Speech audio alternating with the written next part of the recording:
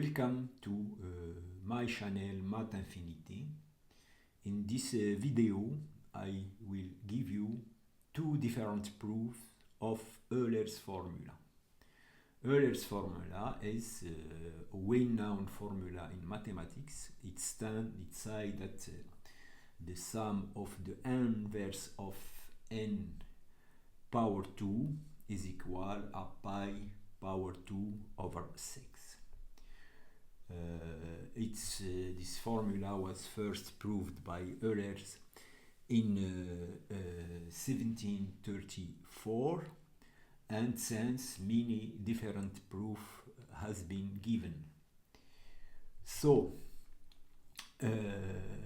let's start by remarking that the harmonic series sum 1 over n is divergent. It's a well-known fact in mathematics, and if we replace n over n by n over n power 2, we get a convergent series, and this series is the Euler series, and its the value of its sum is equal to pi power 2 over 6.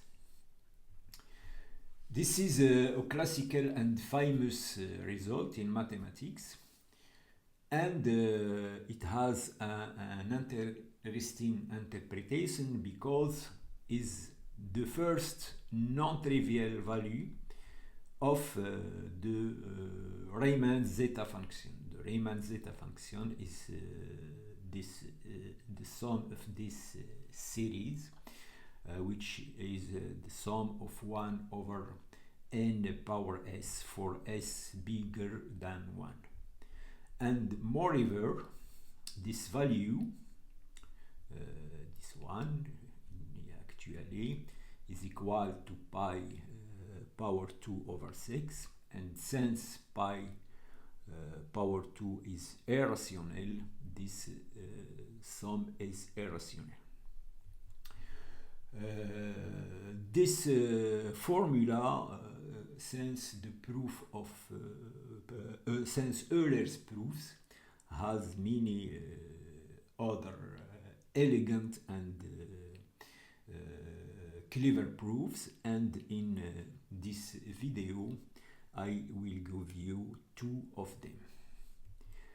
The first one is appeared in a book, a textbook on number theory by Lewis in 1956, and this proof consists in evaluating in two different ways this double integral. So first one, we will show that this double integral is equal to the left hand side of the Euler formula, namely this sum, and by computing explicitly this double integral, we will show that I is also equal to the right hand side of the Euler's formula. So the first thing to notice is that I is this function has a pole in the point 1, 1, so we need first to prove that this integral is finite. So we will compute this limit. So we take a and b less than 1 and take this limit. Now for xy in this square, we have we expand this function to the geometric sum. We have this geometric sum. It's convergent for x, y in this square, and we get this formula.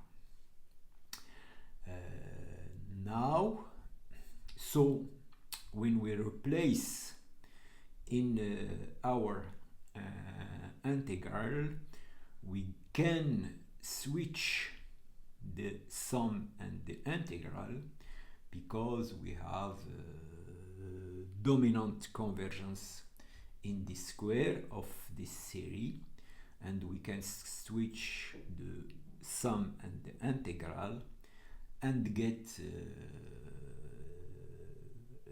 this quantity equals sum over the double integral of x power n, y power n. And now this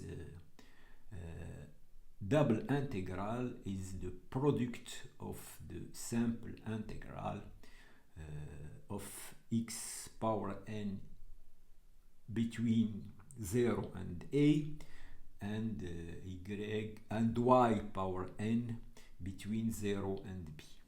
And when we compute, we get this formula.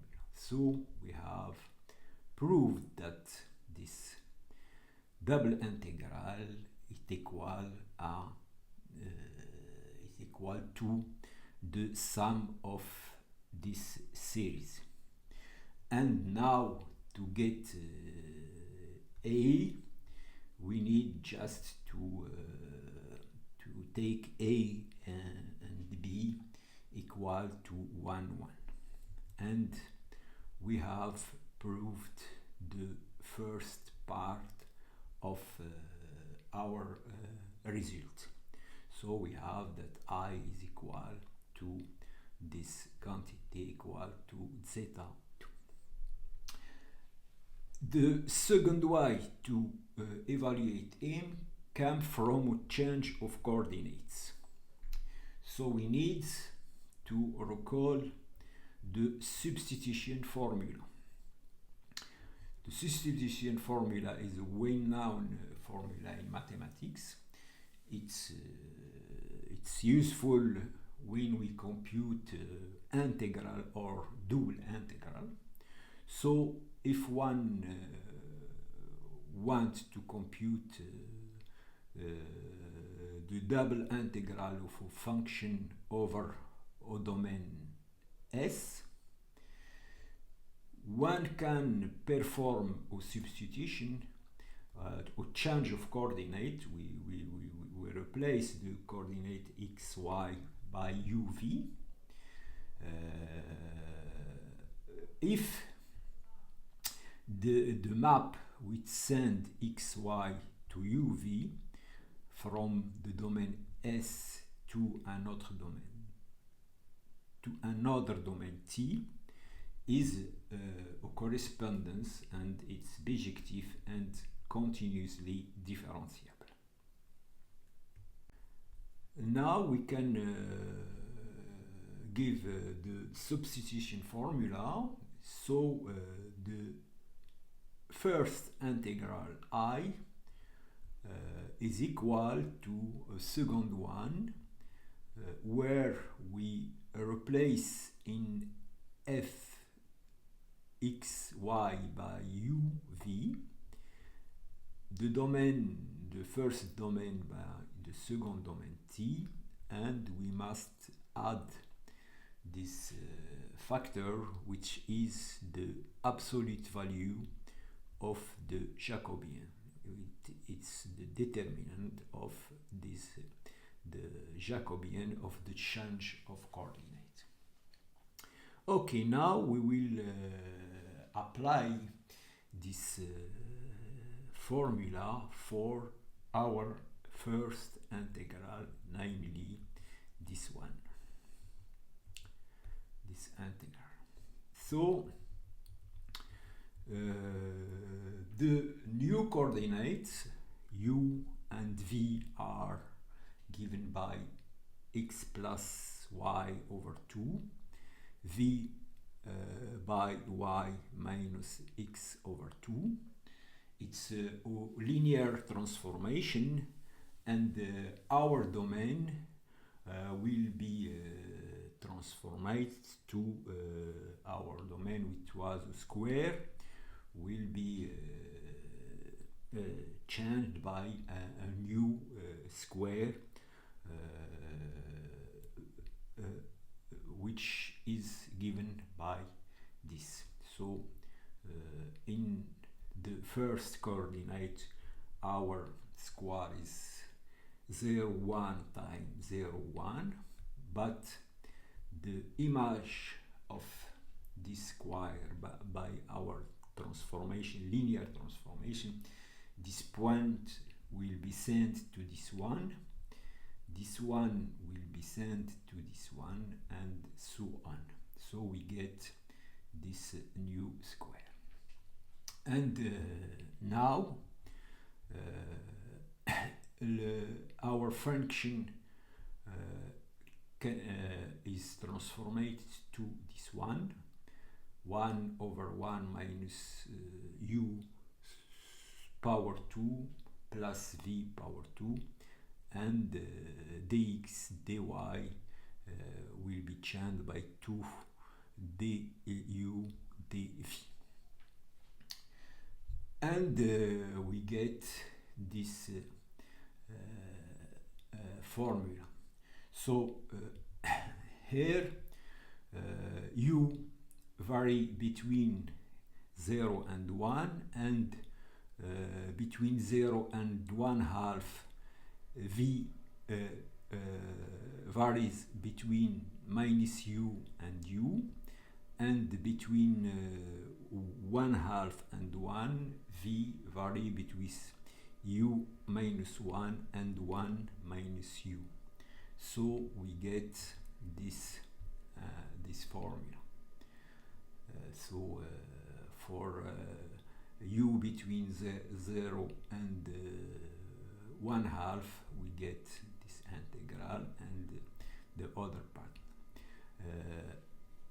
Moreover, this function in u in v is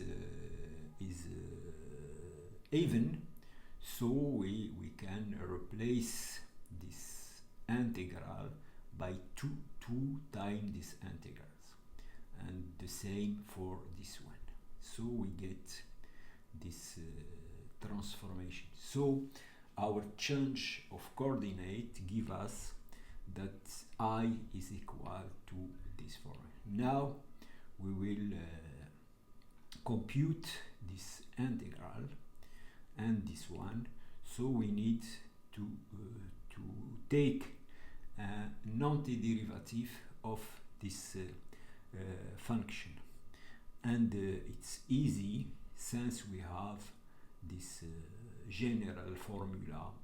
The antiderivative of 1 over a power 2 plus x power 2 is the arctangent 1 over a arctangent x over a plus a constant. So e is equal to this integral. Now we need to compute this new integral, and in order to do this, we need to find an antiderivative of this function and of this function. And here we can do this by 2 ways. We can make a change of coordinate, but we will not do this.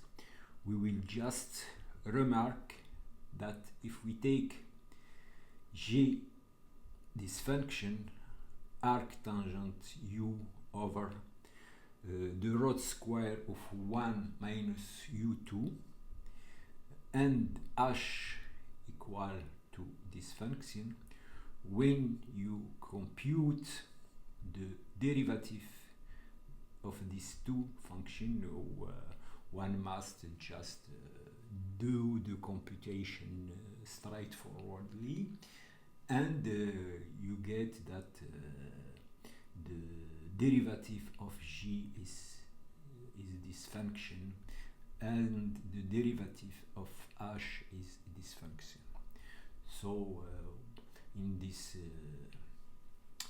part one needs to do the computation, and we will get this new formula. Here we get g prime u g, and now this function has an antiderivative, which is the square of g over 2. So we get, now we can compute this integral, and the same thing for this one. And if one compute replace by 1 over 2 and 0, we get that I is equal pi square over 6. And we have proved, we have the first proof of the Euler's formula.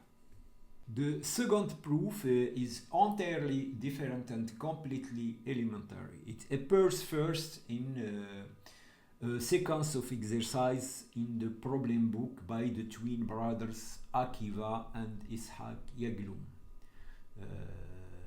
The book, the English translation of this book is Challenging Mathematical Problems with Elementary Solution, which appears in 1967. So, the first step in this proof is the following formula, where here we have the cotangent function cosine over sine, and we have the square of cotangent function of this number. X1 is pi over 2 m plus 1, x2 is 2 pi over 2 m plus 1, and so over until m is m pi over 2 m plus 1. So we will show this formula. We will show that this sum is equal to 2m minus 1 over 6. It's a clever proof, and it's beautiful also. So we start by the Euler formula. Cosine nx plus I sinus nx is equal to cos x plus I sin x power n, and we use the binomial formula to get this formula. If one take n equal to m plus 1, we get this. We get that the sinus 2m plus 1x is the imaginary part of this formula, and the imaginary part appears when we take the odd value of k. So we get here I over 2k plus 1 to get this, and here we take the sum over all the odd part of k, and we get this formula. So from this formula we get this one. Now we will take different values of x. So we take xr equal to r pi over 2 m plus 1, and we replace in this formula. So first we remark that 2m plus 1 xr is rp, and hence this sinus is equal to 0. Moreover, this value are between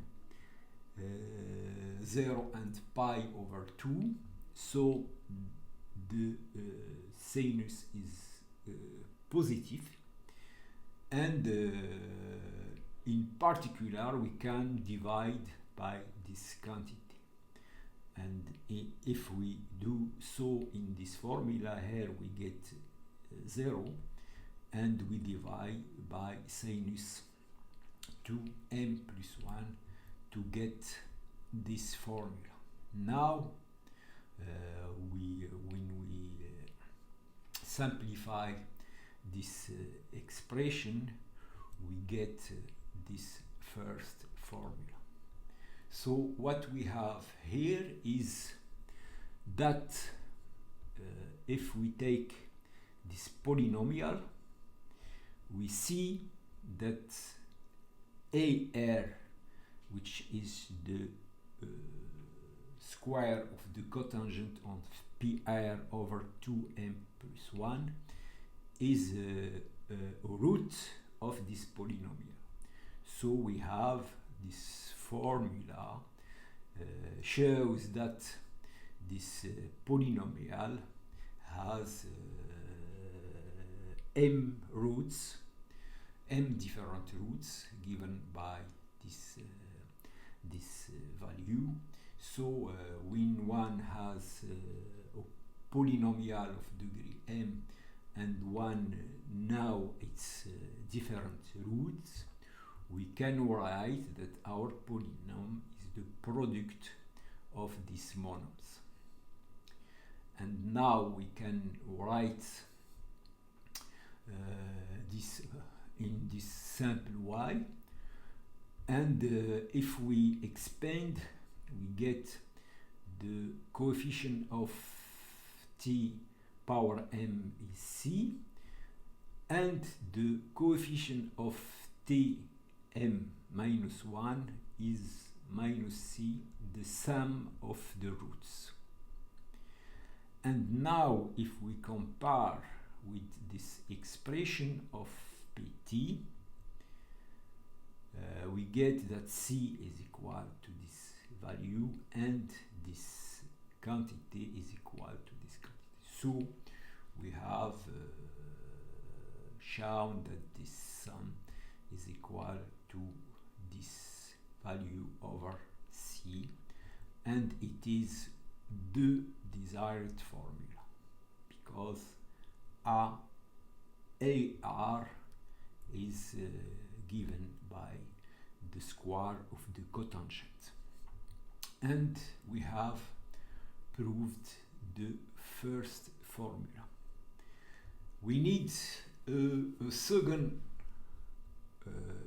formula which involves the cosecant function 1 over sinus x, so this one, but to deduce this formula we remark first that the cosecant function square is equal to sinus square plus cosine square over sinus square, which is equal to ça. So if we replace q by this, we get the first formula, the value of the first formula plus m, and we simplify to get what we need. So now we have these two formulas, this one and this one, and we have all what we need to conclude. So we remark that for y between 0 and pi over 2 we have this inequality. You can check that by studying sinus y minus y and y minus tangent y, but you can see that if you represent these three functions, you can see this one is y, this one is the tangent, and this one is the sinus, and you can see that we have this inequality. When we take we take the inverse, we get the inverse, that is the cotangent, and the inverse is the, and here we have the cosecant sinus, and we take the square, and we get this inequality. If we apply this inequality to our two formulas, we get this inequality. And we can transform this inequality to this one, and we get here the Euler series here, and here we get our pi square over 6. Now we take the limit when m goes to infinity. Here we get 1, so we get pi square 2 over 6, and here we get this sum, and here we get pi square 2 over 6, and we are down, and we get that this sum is equal to this one. Okay, so we are